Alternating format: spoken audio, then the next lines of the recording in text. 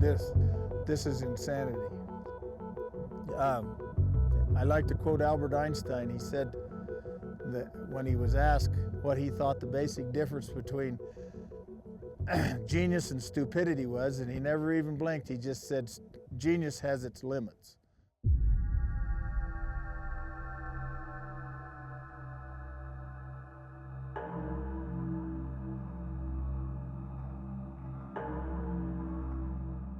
Could our way of life collapse? Could industrial civilization collapse?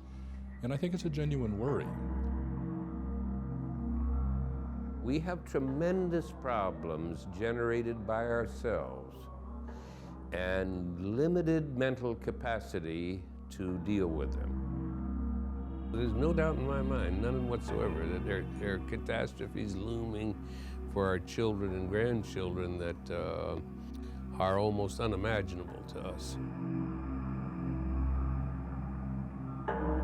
We've built this magnificent set of structures that empowers us, but you have to put quotes around that word because we're not really empowered. If anything breaks down in that system, or conversely, if we decide the system is unsustainable, that there are problems in that system, we're really stuck. This is what I see as the greatest threat to our future, where complexity and costliness make it impossible to solve our problems as we've been accustomed to doing.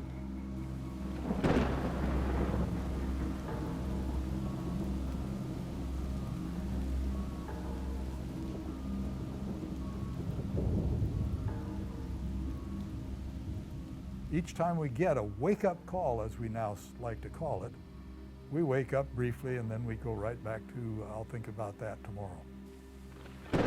There are huge concepts here, like what is reality, what is truth?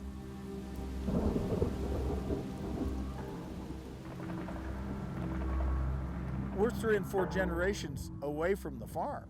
We've got people that think that there's a machine in the back of the Piggly Wiggly that makes the food. I mean, they have no idea. You know, the west coast of this nation has 5 days of food, 5 days. We are playing an intrinsically dangerous game because we are cutting ourselves off from reality, and that can come back and not just to haunt us, but we can smack into reality in a very dramatic way because it's unexpected. To deal with climate change only on the level of political theory or on the level of scientific facts is extremely superficial. We have to investigate what it is in the deep structure of the human mind that just makes us unable to move in the face of cognitive, intellectual insight into the facts, but even also in the face of conscious experience of the situation we find ourselves. As a species, we have evolved under natural selection, just as all animal species evolved. And in our history, there was never selective pressure. There was never pressure to think more broadly in terms of either time or space. And so humans didn't evolve to do so. Yet that's precisely what sustainability today requires. Particularly, it requires us to understand the distant past, because the distant past gives us lessons, and it also tells us how we came to be in the circumstances that we're in today. And we have to understand how to take the lessons of the past and project them into the future. We have to anticipate what the future is going to be like. Humans don't tend to think in terms of the long-term future. They think in terms of the immediacy of their lives. Obviously, if we're concerned about the future of humanity, the future of our planet, we have to really think in terms of the future. We have to think in the long term. Natural selection doesn't do that, never has done that. There is no foresight, there is no forethought, no looking ahead in nature. The human species is the only species that has even the slightest chance of looking ahead, the slightest chance of using foresight. And we do, and we are, in a way, the best hope for the future of the world because of that. But nevertheless, we've got strong relics of our evolutionary past. It's a struggle for us to break away from the lack of foresight, the short-termness, which bedevils the whole of the rest of the natural world.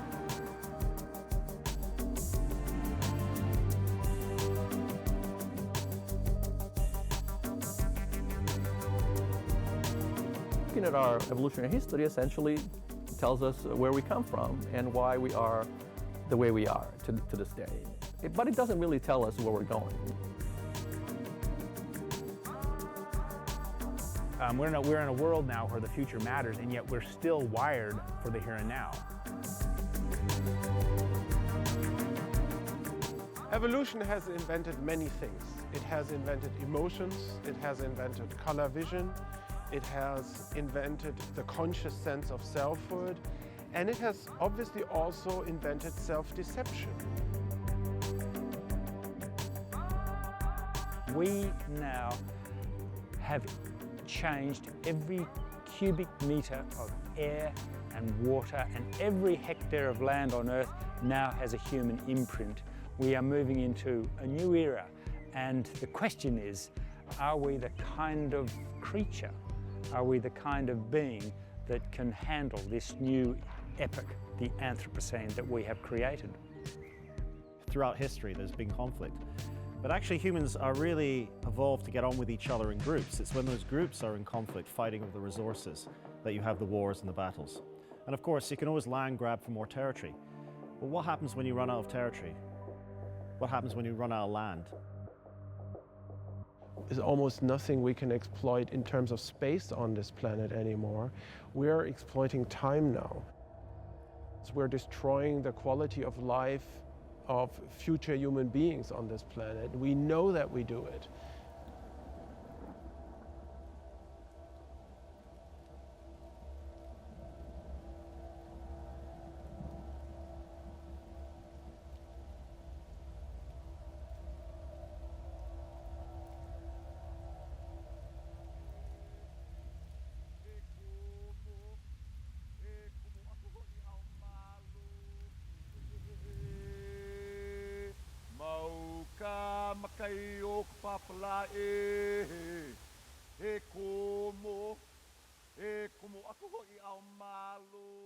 The Aina is our land, yeah, the Aina.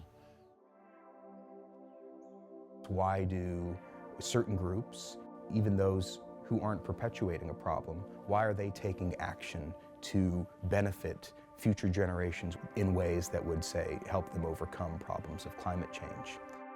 The Hawaiian word ai is to eat, or mea ai is the food. So Aina is the land, mea ai is the food.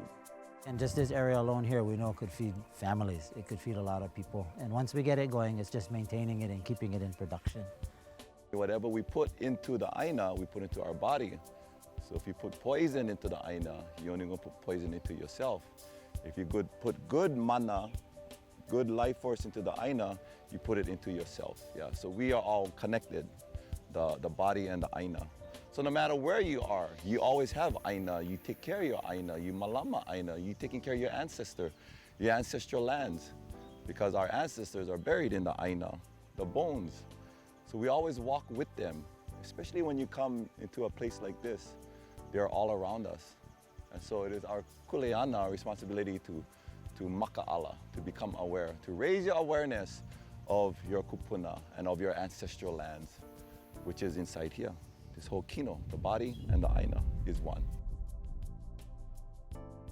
People do things largely because, in one way or another, enhances their own well-being and enhances their own interests and welfare. The difference is what people do to enhance their well-being. So kupuna, our ancestors, they utilize aquaculture and agriculture, yeah? And they integrate the two. So not only we can farm the food, but we can farm fish along with the food. If you live in a farming society where there's all kinds of things that, affect your survival chances, future-orientedness suddenly becomes a matter of life and death. It becomes really important. And we live down over here. This is the last 4 farms that are remaining out of all this area.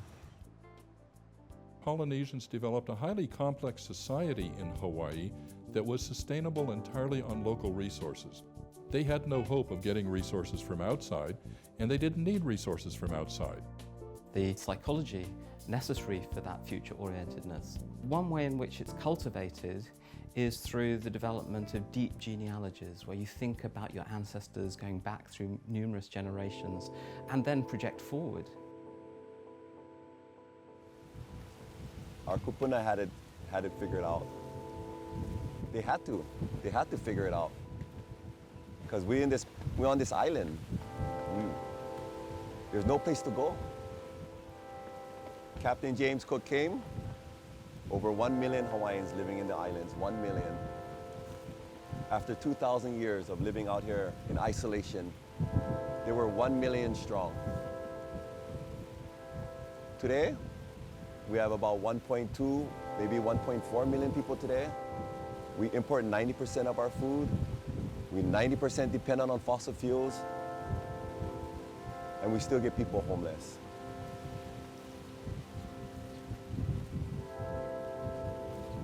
Yeah.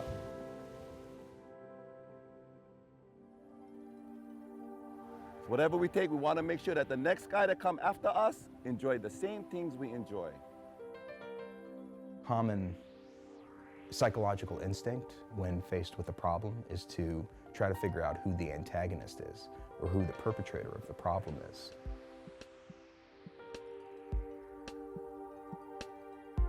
Ultimately, we all do things that serve our own interests, but the things that we do have different implications for people. What's taught to me, everything we do today impact the next 7 generations, the next 7, brah. Just think about this. What if there was no more barges, no more boats, no more ships, no more airplanes flying into Hawaii? How many of you guys think we're going to survive?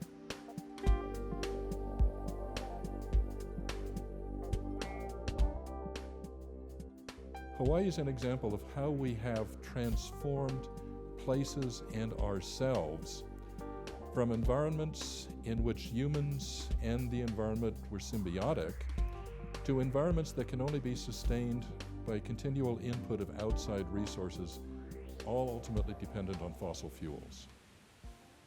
And here we are in the wettest place in the world. Yeah. And we drink bottled water. I know. We can consume most anything we want.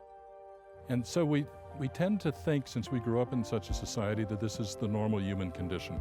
In fact, it's not normal. It's highly unusual in human history. And there are questions about how long it can continue.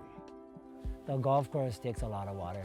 They own several springs on their side, rivers. It's the fertile resources and the food-producing areas and the medicine areas and all the upland areas that they own and really don't probably have an idea of what they have under their control. Our local ia is our food stock, our refrigerator, our cabinet, our food source. So we want to build this wall. We want to bring the rocks back up to the highest point of the highest tide. And so what we want to do is we want to farm the fish, and we want to use the natural life cycle of the fish so we don't overtake. We are all in the same canoe. We're in the middle of the Pacific Ocean on these little islands, these little specks. No place to go.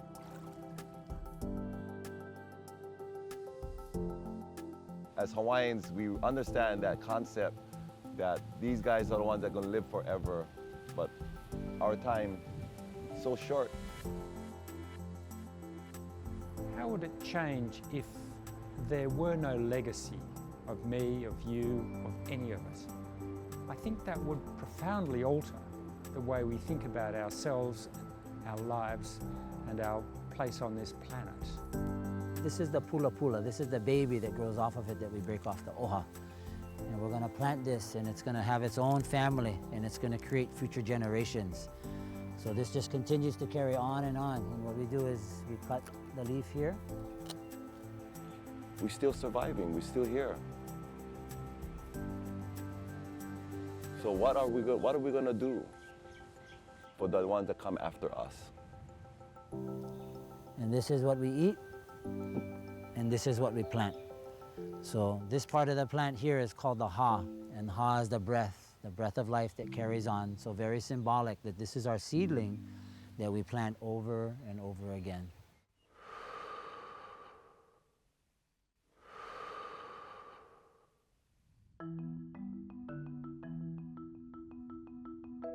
Sustainability to most people is a function of what they value. People will sustain what they value, they'll work to sustain what they value, which is always some function of what they're familiar with.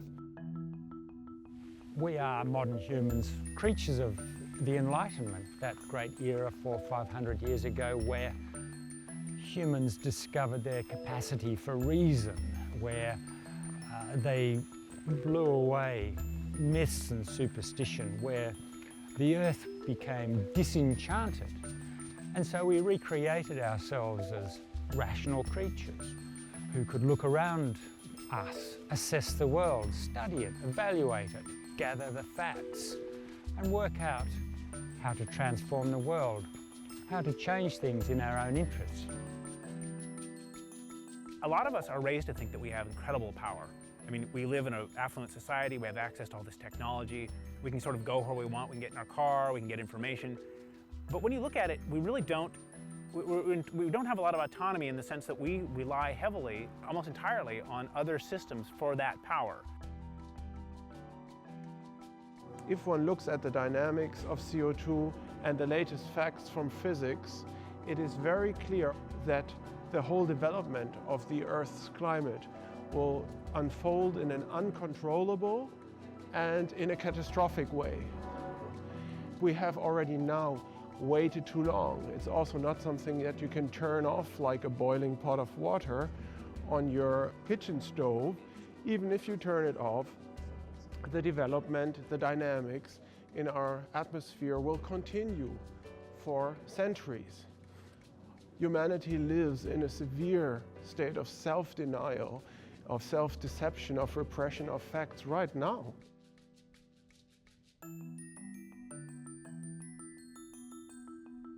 We just hope that what the scientists are telling us will happen. We simply hope that it won't. We're not enlightened creatures. We're subject to the same type of superstitious thinking, where our hubris overwhelms our capacity to reason.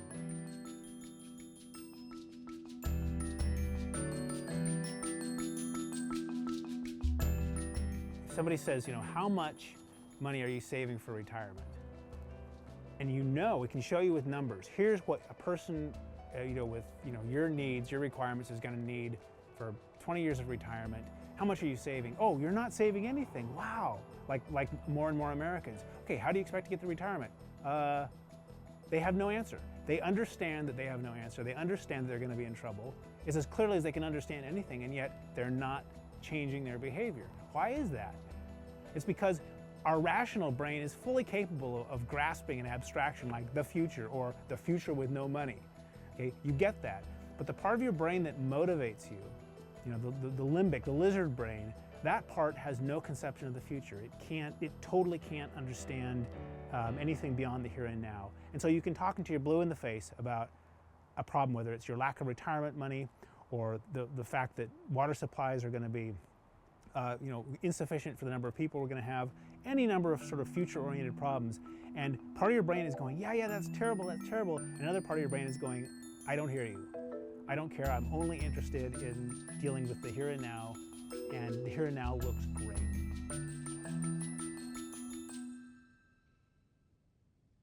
Well, the old adage in the West is that whiskey's for drinking and water's for fighting. When the storms come off the Pacific Ocean and they hit the Sierra Nevadas, they're torn apart.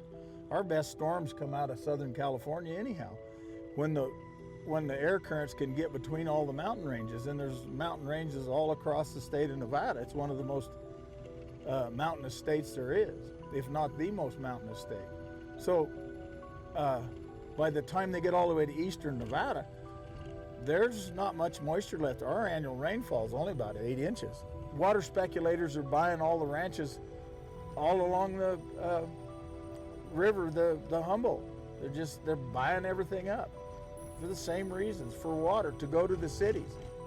It's a little bit intimidating, you walk up there and you sit down, and of course, when they had the pre-hearing in Reno, one whole side of the room was full of $1,000 an hour alligators or lawyers for the Southern Nevada Water Authority. I don't know what they get, but I mean, and a bunch of farmers on the other side arguing for their life, for the next generation. I wanted to draw as much attention, not to myself, but to the plight, to what was going on. Thus, when they said, how long will it take you to interview your witnesses, how many witnesses you got, and how much time, also I put down all my animals, all my horses, everything, and then wrote down that it'd probably take 30 days to interview them all, which the lawyers should have gone along with that because, they get paid by the hour. We have this kind of defense mechanism where we forget and deny that things are difficult. For example, in California now, we are in our second drought year in what, pretty obviously, is going to be a drought cycle. And people are beginning to realize we have a problem. What they don't realize is that 1,000 years ago, we had droughts that lasted, or drought cycles, 100 years or more, when the snowpack in the Sierra was 45% of what it is today, and today it's low.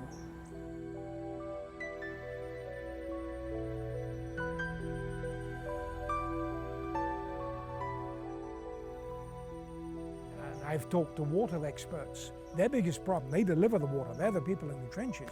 Their biggest problem is people denying that there are water shortages.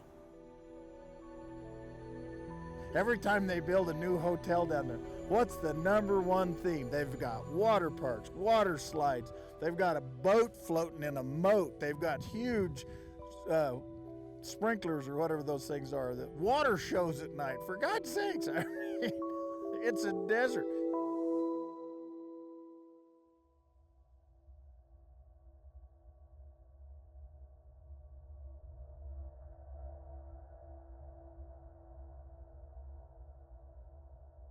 Our civilization, our society is facing a limit in what we can do. We haven't realized that yet, but there is this limit. And we're crashing against this limit. And it's going to be seen how we fare in doing this big transition, which will have to do with the limits we face, because we're really going into it without understanding what we're doing. A little bit of our self-model is conscious. We can attend to it. Most of our self-model, controlling the body, is completely unconscious. And of course, one way to put the question is, what is it in the human self-model that now makes it impossible to act on the level of a species as a whole? So we behave in ways that are rational, even though we don't consciously think about the causes and consequences of our behavior. We're highly programmed to respond to certain categories of stimuli, rewarding stimuli, and the more immediately rewarding, the more imminent the reward, the more compelling they are. Novel stimuli, threatening stimuli, sexual stimuli, signs of anger or aggression or threat. We have evolved to attend to these things. It's called the mismatch hypothesis. There's a time lag between how the brain evolves and how society changes. At this point, we're left with brains that are similar to what they were on the eve of the agricultural revolution 12,000 years ago, and probably very similar to the way they were 250,000 years ago, but in a vastly different environment.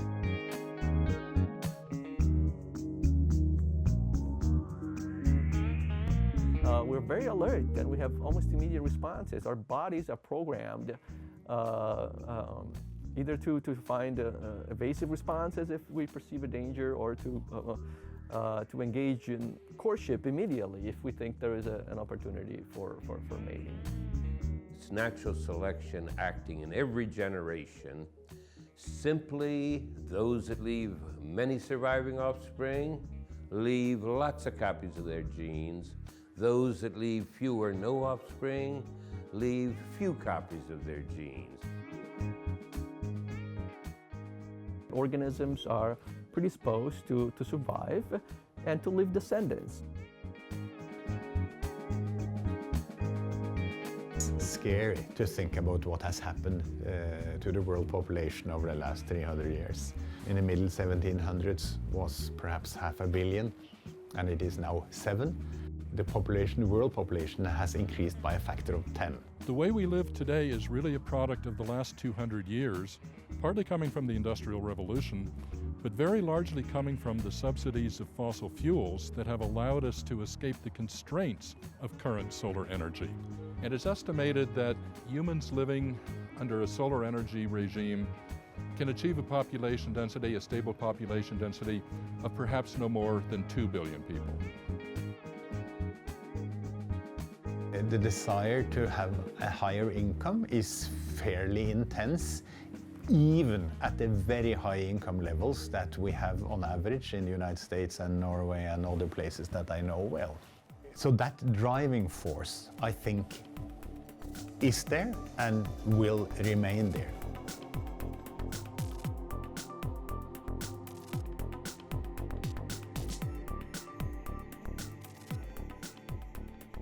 We grow more and more complex to solve problems. This is an escalation dynamic, and it's the same dynamic as in an arms race. In the world of complex systems, to use a colloquial expression, there's no such thing as a free lunch.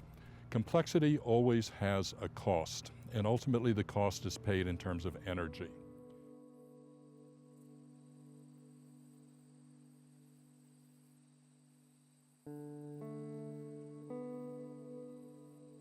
We've never had a year like this where it's been so dry and so hot, wildfires, record rainfalls other places. If they think it's going to keep getting worse on a relative scale to what we've seen this year, that's probably what may happen, and sort of a scary thing to think about. Our lawyer's not the biggest liar, our weatherman's the biggest liar, because he'll tell us we've got 80% chance of rain and we get a sprinkle, and we get a 30% chance of rain, we'll end up with 2 inches of rain. We're flooded. I've just been so close to breaking down and crying, and this is what, you know, is just really brings it on, is this pasture. I mean, there's really nothing of value here for a cow to eat. And when these crops were at this stage last year, our wells were out of water. We were fighting tooth and nail just to try to keep these crops alive and keep them going, just to produce any kind of crop. You know, it takes eons for topsoil to develop from decaying vegetation. One of my neighbors made the comment in his old rocky ranch that he had about 1 inch of topsoil that between him and starvation. And you have to protect it with the grasses and don't overgraze it. And we're totally dependent upon the rainfall. Without dirt, I'm done. I'm over with. They might as well just go ahead and call people in, tell them to dig me a 6-foot hole, put me in a box, and call it good. That's sort of the weather mantra in Central Texas: drought, drought, drought, drought, flood.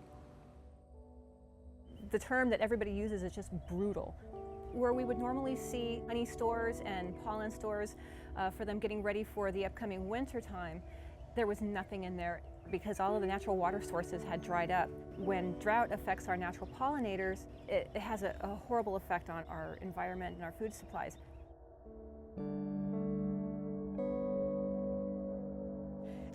It just sucks your soul dry. Water is the new oil, and it's become a commodity just like oil rights and mineral rights used to be for Texas. And the battle, the competition is just going to get more intense as more and more people move here, and it gets hotter and drier and stays that way. Responding to climate change in the area of farming is another arena in which society in the future is going to experience increasing costs and diminishing returns. We know that the consequences of the industrialized world are going to place a great burden upon our children, and we have to do something now. But it does raise a question, even though we're aware of all these consequences, why are we still not radically changing our behavior? The fact that we're culture-creating individuals means that we create our own sense of psychology and our own sense of values and our own sense of what's important.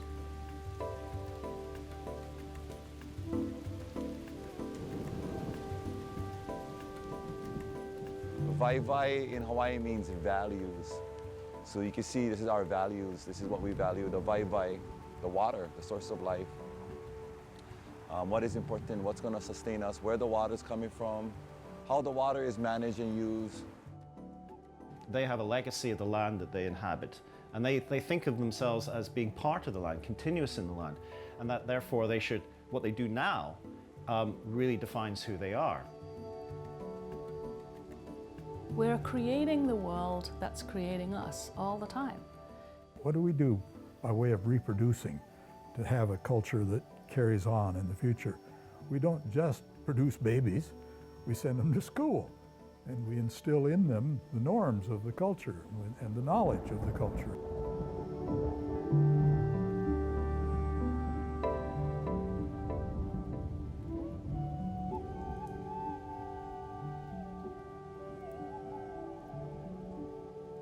The huge engine of consumerism was driving and became the economic and cultural raison d'etre of our lives as Americans, and the American dream became defined as what you owned, what you had.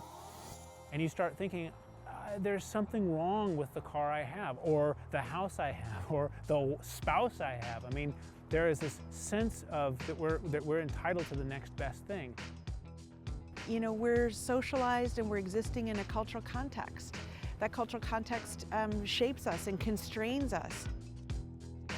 Strategic locations ensure repetition, and repetition creates consumer remembrance, driving home a message, not once, not twice, but many times, thus bridging the gap between the manufacturer and the consumer.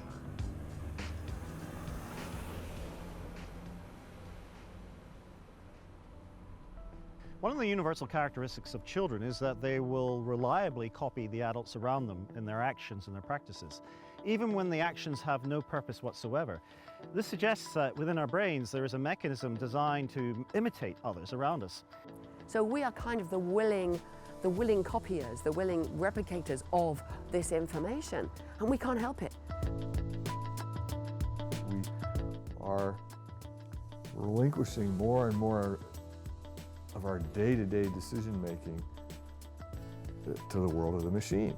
If you go out on the street today, you're going to see half the people walking around are carrying these little things around, their smartphone. They're following the instructions of their smartphone as to whether to turn right or left at the next intersection.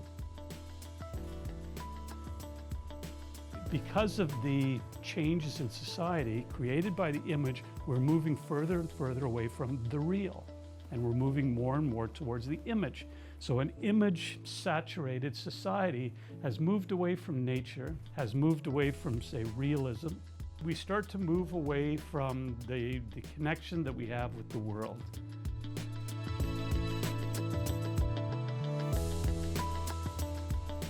We feel like we're part of the social reality, the images that we're surrounded with, but we can't change anything. As we grow up from children into adults, we identify with the groups that we think we belong to, and we behave accordingly.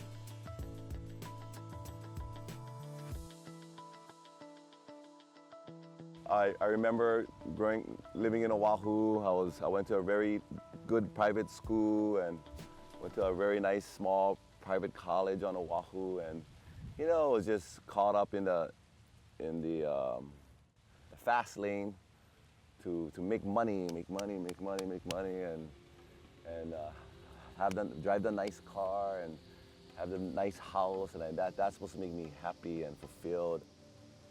It leaves you sort of, by definition, unhappy, because no state that you ever achieve is going to be permanent.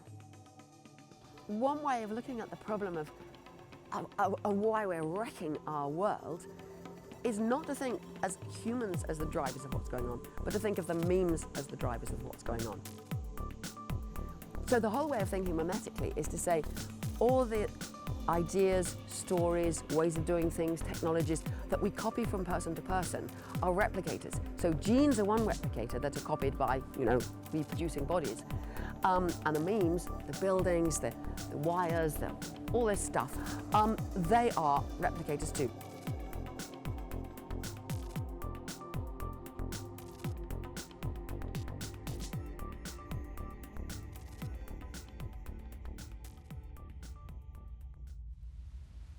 I wake up in the morning, totally stressed out, smoking cigarettes, about 30, 40 pounds heavier.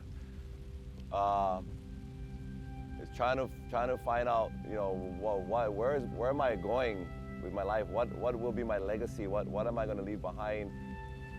And then I hear, then I hear the steersman call, hup, hulu, they switch, hup, hoo, hup, hoo. And I can hear everyone's breath. I can hear everybody working together. I can hear the sound of the waves going. And every time I heard that, hup, hoo, switching, changing to huli, to flip. And that was the message that I got that day when I heard them say hup, hoo. Hoo is short for the Hawaiian word huli. Huli to change, to flip, to turn over. It's unsettling to think of oneself as just an ephemeral process that comes and goes, that's built out of scraps of the environment as well as the stuff in here. Being a complicated, powerful self with lots of beliefs in things that have to be defended doesn't make us happy, but it propagates the memes. And I think this is at least a part of our awful tendency to be unhappy with who we are. Without even knowing, just quit my job and came back home. And I reconnected with my elders. And my elders said, Bene, I need you to go build a fish pond. And I'm like, fish pond? I don't even know how to stack rocks. And he's all, kekahi, kekahi. Whatever you put in is what you get out. You put in 1 hour, your wall gonna be this big. You put in 100 hours, your wall gonna be that big. You put in 1,000 hours, your wall gonna be this big. You put in 10,000 hours, your wall gonna be this big. Yeah, aikumu. I understand now. Hiki no, just do it.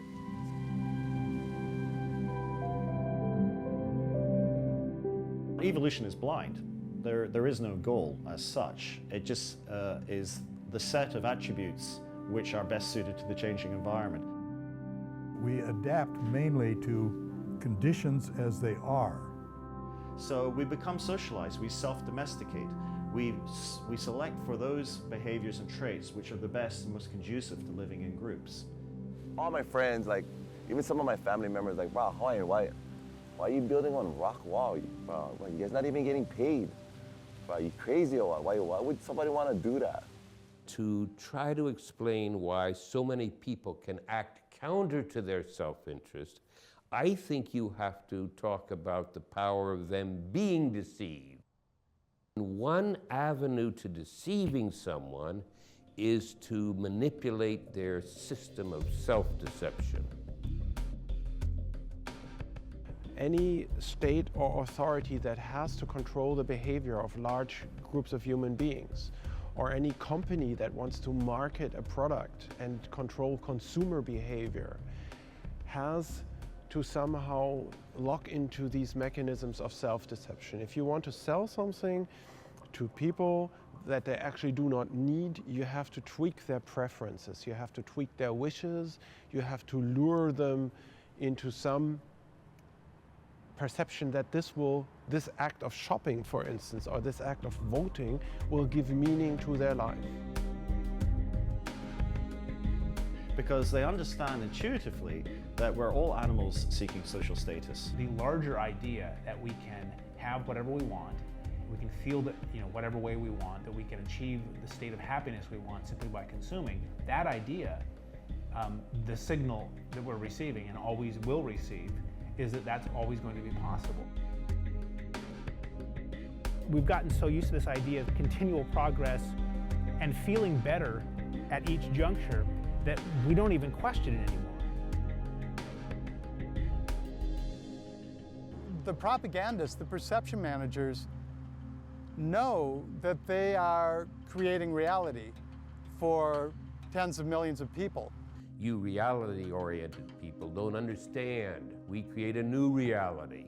And then there's also the diversion of the monopoly game in our economy, which is all about competing to see who can collect the most toys, but also the biggest number in on their financial asset statement. This induced self-deception now. I'm being victimized, and my greed is being played upon, and we all want money. And we'd all love a scheme which, if repeated, could get us even more money. You know, we are doing God's work, which you may recall as a phrase from the head of Goldman Sachs. And I suspect he truly believes that, because that's what the culture tells him and affirms. Our brains are designed by evolution to just reinforce what we already believe. But why would that be? In part, I think there's an evolutionary reason for it, is that deep beliefs, like religious beliefs or political beliefs, ideological, cultural, social beliefs, these are all wrapped up in our tribe. The sort of unity of the tribe. This is what we stand for. Ain't that the way great empires work? They are dug in and heavily fortified. We are literally destroying the source of our own existence and think we are getting richer as we do it.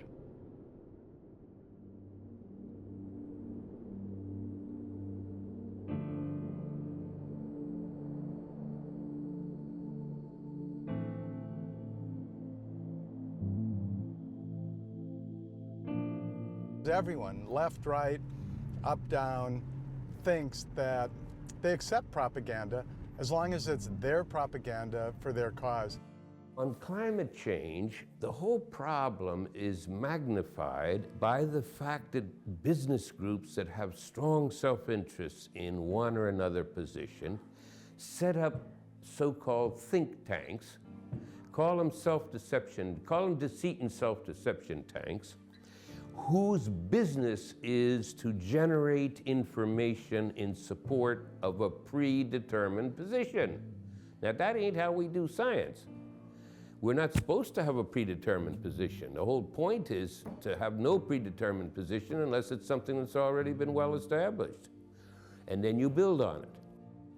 So the tobacco industry used to have some group that was busied itself trying to show that tobacco was good for you or didn't cause cancer. It's nonsense.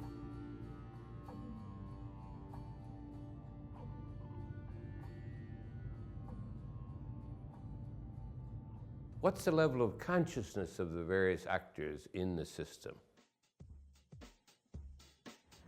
The levels of CO2 produced are increasing, but don't worry, Norwegian oil is still the cleanest on the market, whatever that means. I don't even know what this means. Norway is the 5th largest oil exporter in the world, but people think of themselves as little Norway. Norge er et lite land. Norway's a little country is a common expression. And this is just this way of sort of saying, well, we're backwards people who are very nature loving, we're very environmental, and you know, what does this have to do with us? Is the whole world getting together? No. Americans, I think, like to point the finger at China and say, oh, you know, we're not so bad.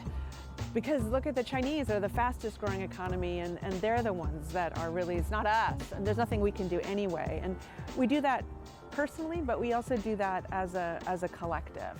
I'm only going to change if you're going to change. If I don't think that you're changing, it's not fair for me to change. We want things to be fair. We mutually use perceived inequity to do nothing. You know, it'd be much easier if you really didn't have to change most of the rest of your life. You just had to switch products. Like you like to keep eating Twinkies, but you'd like them to be made with organic ingredients. An organic Twinkie is still a Twinkie. We're really looking at swapping a few ingredients, maybe changing the packaging, maybe changing where we get one of the ingredients, but we don't really want to change the larger system. But it's like, hey, don't interfere with my fantasy. This way that we construct this double reality of it being not real, knowing about climate change, but still seeing it as not real. This is a cultural practice that kind of holds everything in place and makes it so we don't act. Just like with, you know, counseling between individuals, one of the first things you do is learn that if you just blame, you're going to turn the other party into a defensive entity, and the conversation's going to go nowhere. Manna. Some of us have good mana, some of us have not so good mana. Huge amount of what we do today is enjoy something now while deferring the cost into the future. I mean, that's how so many of our systems work. That's how the system of credit works. People seem to be very unwilling to trade secular goods for sacred goods. So for example, if you were to ask, how much could I buy your children off you for, or how much payment would you accept to take away your freedom? Things which we see as sacred, we're not willing to trade for monetary or material goods. Our wealth comes from energy. And so credit becomes, in effect, a lien on future energy. When we take on debt, we are promising to repay it with future energy.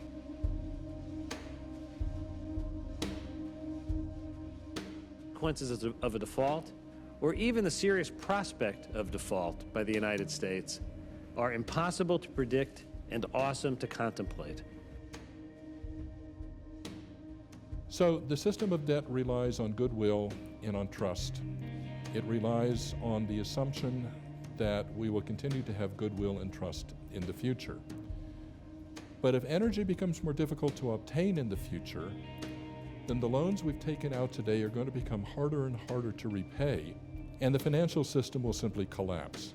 As the financial system collapses, food will no longer be moved to the cities, food will no longer be moved across oceans, goods will no longer be moved across oceans, and there's a serious risk that our entire societies would collapse. The United States has borrowed a huge amount of money, and one has of course taken it for granted that that money will be repaid, that the US will actually pay all of the money it has borrowed from its citizens, from Europeans, and from the Chinese. You know, 1/3 of all the money is borrowed from the Chinese. And who will have to pay? Well, it is of course the young. For 224 years, the policy of Congress and every president has been we pay our bills. We tend to go into debt against the future, and in a way we're doing that with the atmosphere. We're sort of drawing out future credit that we may have to pay back. Is that it's kind of a death by 1,000 cuts. We're going to change the chemistry of the ocean. We're also changing some circulation patterns of the ocean that affect fisheries and things like that. Those have the potential to really ripple through our whole even social system. For every unit of heat that has gone into the atmosphere from global warming, 25 units have gone into the ocean.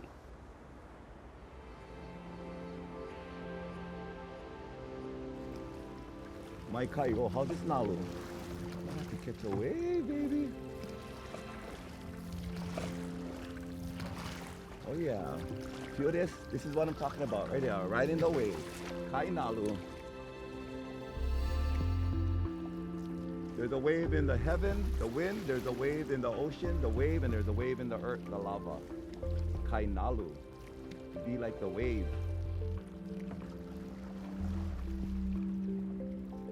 Yep. Hooray!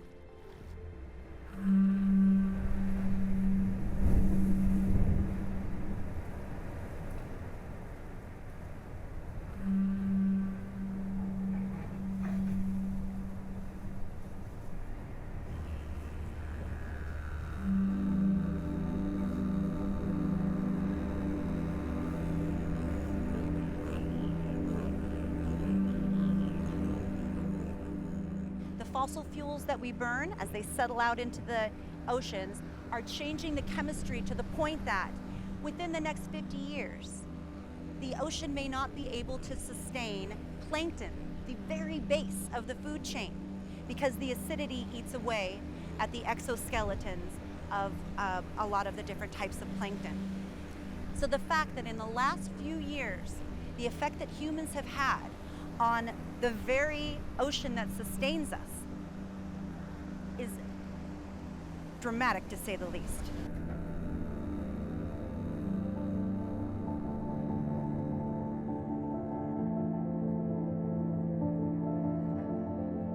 The Pacific Ocean is 68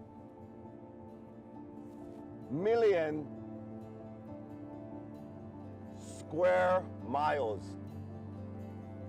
68 million square miles.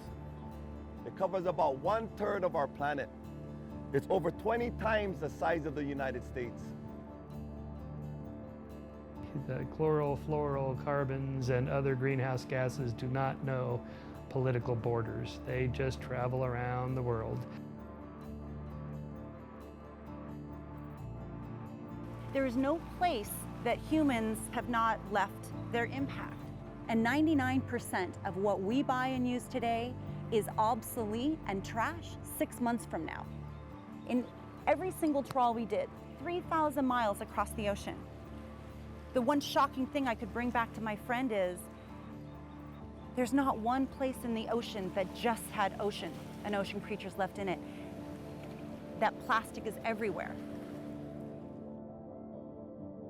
Somewhere along the way, we have been smokescreened and clouded by conveniences. So easy, convenient. The ocean is downhill from everything. There is no away.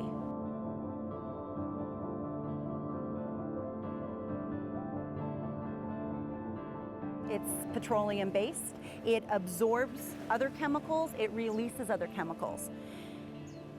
But it floats around, and it's not biodegradable. It doesn't break down in time. It is photodegradable. But all that means is that wave action and light break it down into smaller and smaller bits. It doesn't go away. And then every night, these little creatures, the myctophids, little lanternfish, come up from the deep water. They feed on what's supposed to be plankton, and then they make their way back down during the day. Well, they're feeding on plastic because that's what's there, that's what's everywhere. And that literally, they make up about 50% of the biomass. Everything eats them. We're plasticizing the ocean creatures from tiny to huge whales all the way through it. And we're plasticizing them from the inside out. For sometimes products that we've maybe used for 5 minutes or 10 minutes. The fact that a plastic water bottle can last 200 years, so we can look at ways to change, but that's not enough. Recycling, great idea, it's not enough. So then comes the unfortunate part where you run into reality. That's an aspect of self-deception we always have to bear in mind. Whatever we put inside there, we put inside us.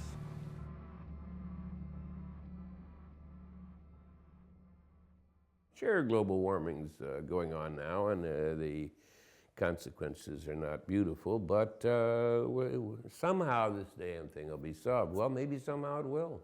Any uncertainty, and there's a lot of uncertainty about the future, it tends to engender unreasonable optimism about what will fill that bit of uncertainty. So right now, if there's uncertainty about our climate models right now, people are going to latch on to that uncertainty and assume the best. Optimism is a good thing. Too much optimism is a bad thing. Sometimes having misperceptions, having wrong images about reality seems to be adaptive. We believe we can put more memory on a chip, that we can build a more efficient car, we can build a better house, is a good thing. But optimism can go too far when we think every problem can be solved, that there isn't really a problem at all. Probably the same thing about the future, which is probably what I'm doing. I'm assuming the best. I'm assuming that technology will be able to fill these gaps in such a way where we won't have a total environmental collapse, which will lead to resource wars and a shrinking of the human population. System destruction means that climate change becomes so bad that large areas of the planet become impossible for humans to survive, and the agriculture is destroyed and a lot of people die of starvation. You know, these kind of things are part of the models. We have to tell these things. If we do, people say that you are catastrophist, which is fine, but we still have to tell these things. But the problem is that when we tell these things, people don't react. They are scared, they tend to retreat and say, ignore this. It's so horrible, so awful that we don't want to hear it.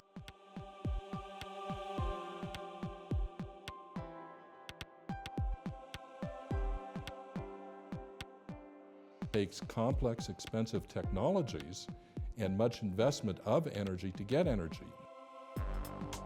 Today we live in the most complex societies that have ever existed, and we are far beyond the level of complexity that can be sustained through solar energy.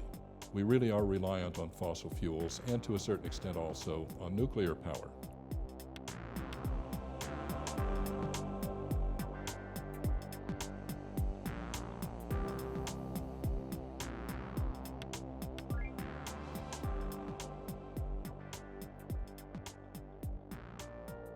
You can show that with many wars people start, like my own people have started terrible wars and brought great suffering over humanity.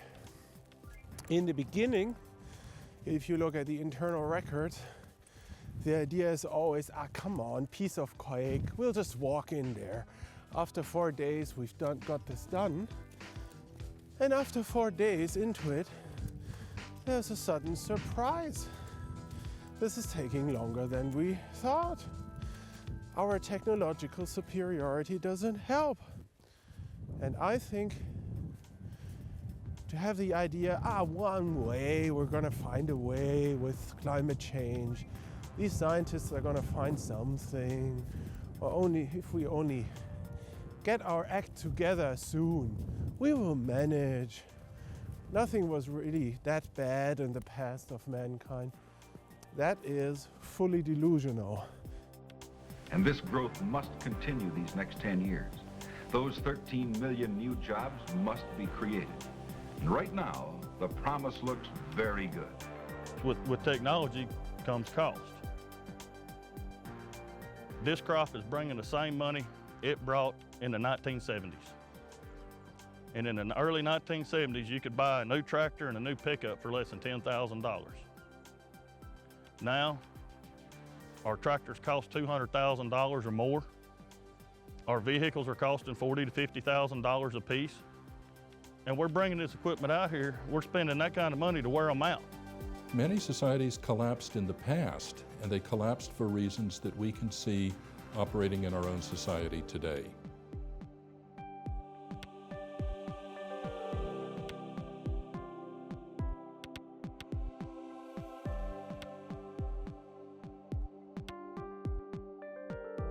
Like the Romans, they never really understood that the military system was based on the support they had from agriculture, and that means that if your land is being ruined by erosion, you cannot support so many troops, and if you cannot support so many troops, you cannot defend the empire or attack other countries to rob them, which was the way the Roman wealth was built, by robbing the neighbors, which is normal in human histories.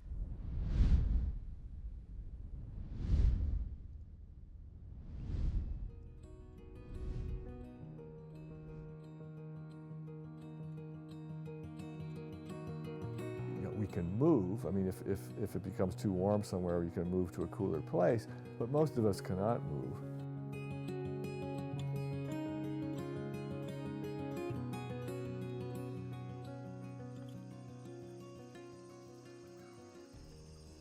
From what I understand, in ancient Hawaii, it was always about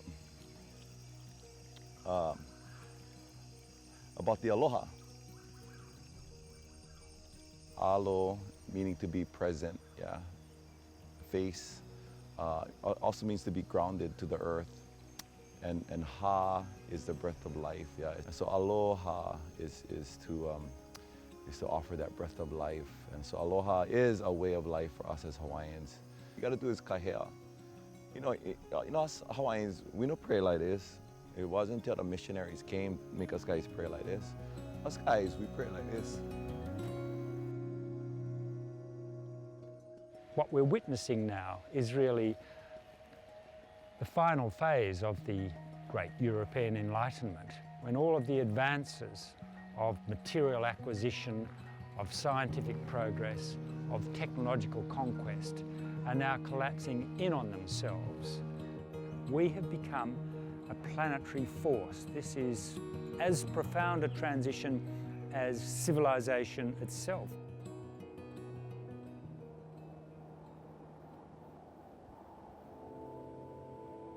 Originally, the U.S. ended, at Louisiana, and then there was the Louisiana Purchase, and then we stole almost half of Mexico.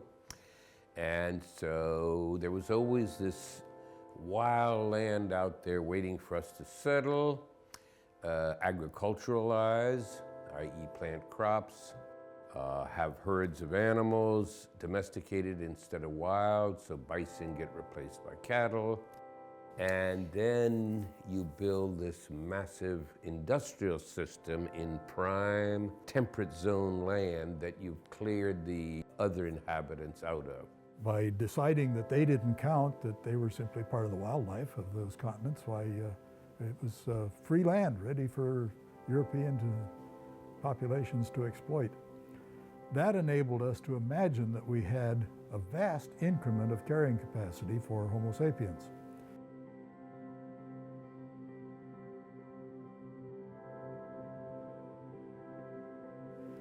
I call that the age of exuberance. We exuberantly expanded into this seemingly limitless carrying capacity. That was one of the reasons why we became so great. The receding frontier. We always had the options to make up for any current problems, if you will, by just settling more land. Well, of course, at some point you reach California and there are no more Indians to extinguish and so forth. We live in a culture now, many of whose norms and values and ideals were formed by that age of exuberance, by the myth of limitlessness. This has instilled in us a way of thinking that we will always have abundance, that we will never be constrained by resources. Say to someone, well, we're going to run out of iron or steel in such and such a year, and they'll say, oh, well, maybe we can get it from the moon. Well, Jesus, God Almighty, it costs a ton of money to send 2 people to the moon, much less an iron ore collecting expedition. Early after Hiroshima, we began thinking, now that we're in the atomic age, there are no limits. We've got all this new energy, we can do all kinds of things. And we didn't think, what are the limits that are going to exist even in an age of abundant energy? We've become accustomed to ignoring or breaking through the limits to human progress. After all, progress is what defines us.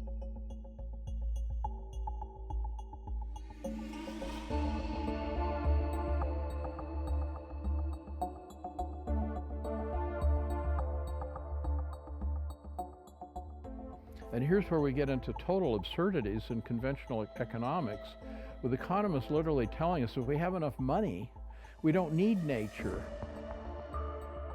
If I have a piece of technology lying around in my apartment, I use it, whether I need to or not. It kind of begs out, hey, look, I'm a piece of technology, I cost something. Use me, please. The same thing is true, in my opinion, for amassing large sets of armaments. It's like technology sitting around and saying, hey, use me. We're dreaming to think people will change. And that's, in a way, why the hopes lie. The hopes and the fears lie with something else. And that may be technology. A barrier? What barrier? We can geoengineer the planet.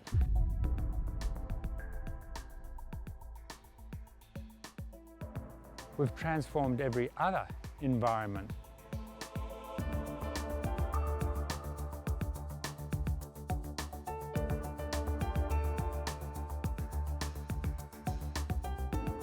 Why can't we transform the planet as a whole? You name it, we can set the planetary temperature wherever you like. That's the plan, and it's a very serious plan that quite a number of clever and influential people are pursuing right now.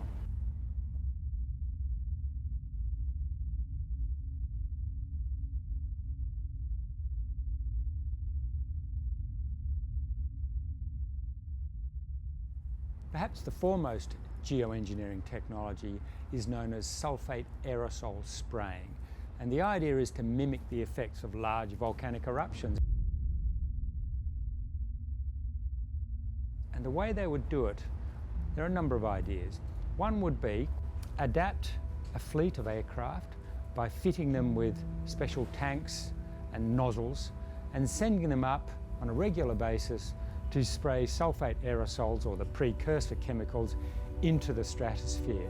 They'd simply spray these chemicals out behind them. They would form into sulfate particles, and pretty soon, within days, weeks, and certainly months, the Earth would be surrounded by this fine haze of sulfate particles. This isn't solving climate change, it's merely suppressing one of the symptoms. Carbon dioxide will still be present and probably growing in the atmosphere. The oceans will continue to acidify. Who's going to have their hand on the global thermostat? This is not a problem with our societies. It's not a social problem that needs resolution. It's a technological problem.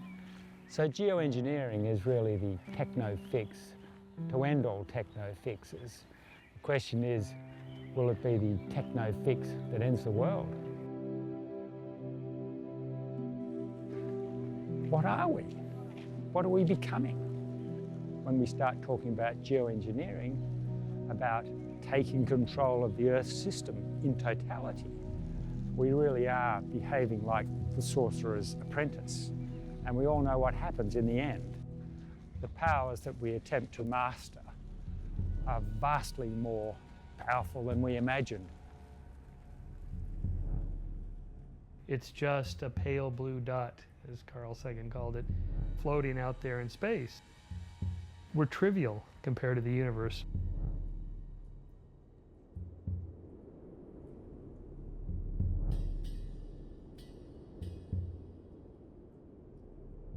The idea that there's an inevitable progress and people are able to learn from mistakes and elevate everything to a higher level is just a myth we believe.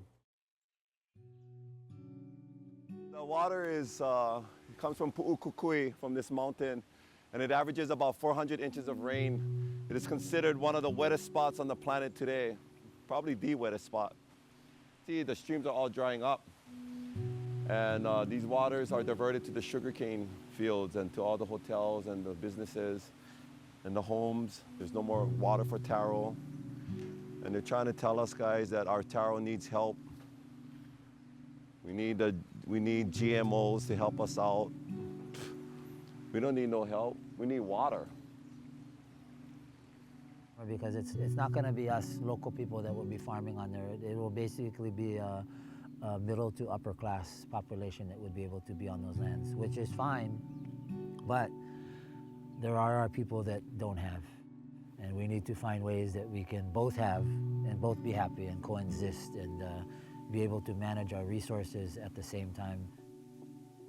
200 years ago, every individual was required to ask in almost everything that you did, every action you took, every step you took, you were required to ask, is this sustainable? Because if it wasn't sustainable, you had to stop. Only the rich could afford to behave as if sustainability didn't matter. Everyone else had to build that in to everything they did. And that was a mark of a person who survived, because if you didn't pay attention to sustainability, you died. It's said that there is no city more than 3 days away from a revolution, and that's because of food supply. Our industries have perfected just-in-time delivery so that everything is produced and delivered to industries and to your stores just as it's needed. No one keeps stockpiles anymore because it's too expensive to keep stockpiles. It's inefficient. But what this means is that our production and delivery systems are highly vulnerable to disruption. Now it climbs up the East Coast and then it veers in as it meets a storm coming down from Canada. And it was appalling. There's no heat. There's no electricity, you cannot read, there's no television, there's no internet. You take a double shot of whatever you take a shot of, and you climb into bed at 8:30 and pray your way through the night. Future superstorms will be even more damaging than Hurricane Sandy. Hurricane Sandy was, in some respects, a preview of coming attractions.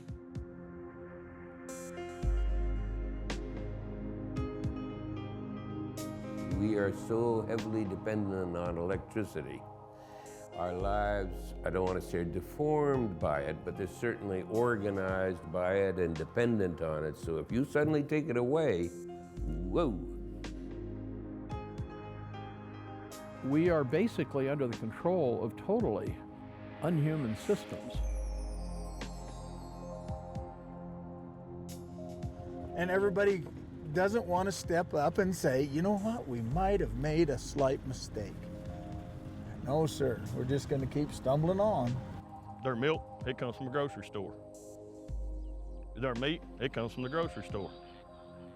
Their clothes, it comes from the mall. People just don't have any concept of how much energy it takes to grow food. All of these challenges are going to require increasing complexity and costliness at the same time that our energy basis for funding complexity is decreasing. It's inevitable that our societies in the future will become less wealthy. We will be unable to grow in complexity any further, and that means unable to solve the problems of the future. Republican and Democratic presidents and Treasury secretaries alike have universally understood the importance of protecting one of our most precious assets, the full faith and credit of the United States. If major nations were to default on their debts, this would cause the credit system to freeze up. Trust would evaporate and credit would evaporate. And the whole system relying on credit would then become impossible to sustain. I often use the metaphor that for me, life is like riding in a train where you're facing backwards. You always see reality after it's past you.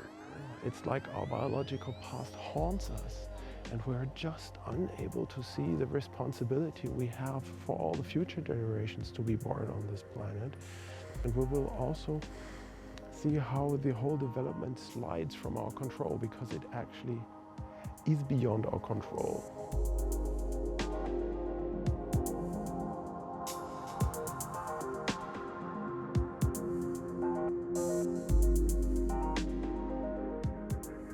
Certainly there are aspects of our way of life that we don't want to lose. In the past, people might have a life expectancy of about 40 years, and out of every 5 children born, probably 3 of them would have died of childhood diseases. We don't want to go back to that way of life. So I don't know. How do you manage population growth? I don't know.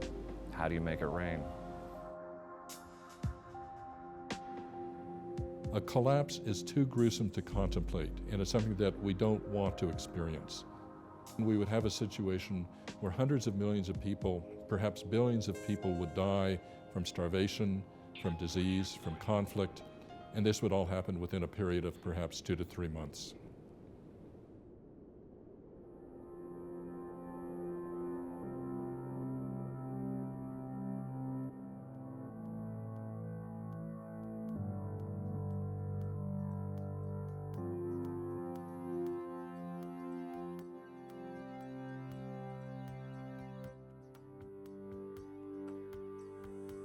If you walk through the pasture every day, observing the grass and the birds and the wildlife, you become pretty attuned to the situation. We're living in a delicate deal, and in the big picture of things, if I manage this ranch for 70 years, it's just a minute particle in the big picture of time. And it's my goal to take care of it and pass it on.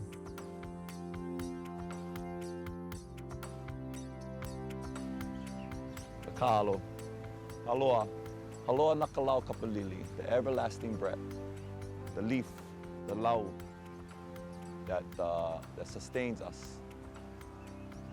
that sees all the changes and yet still growing in between the freeways and the development. So easily we forget about where our food comes from, where our water comes from.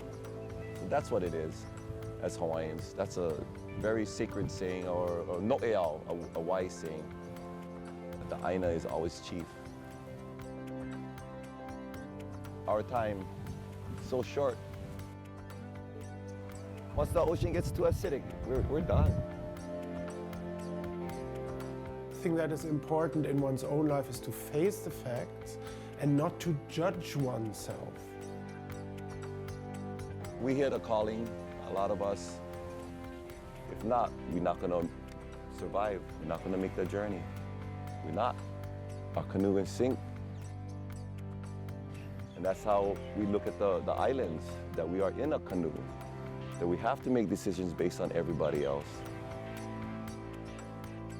The core of all morality, the first step to make the decision, I will at least try not to fool myself.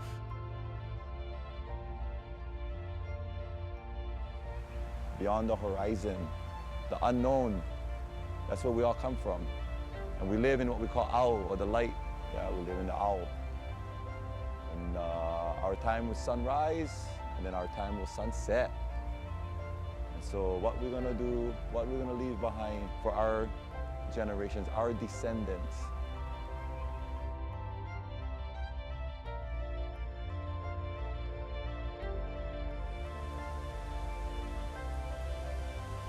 What they're gonna say about us? How do we want to be remembered? We're all part of this.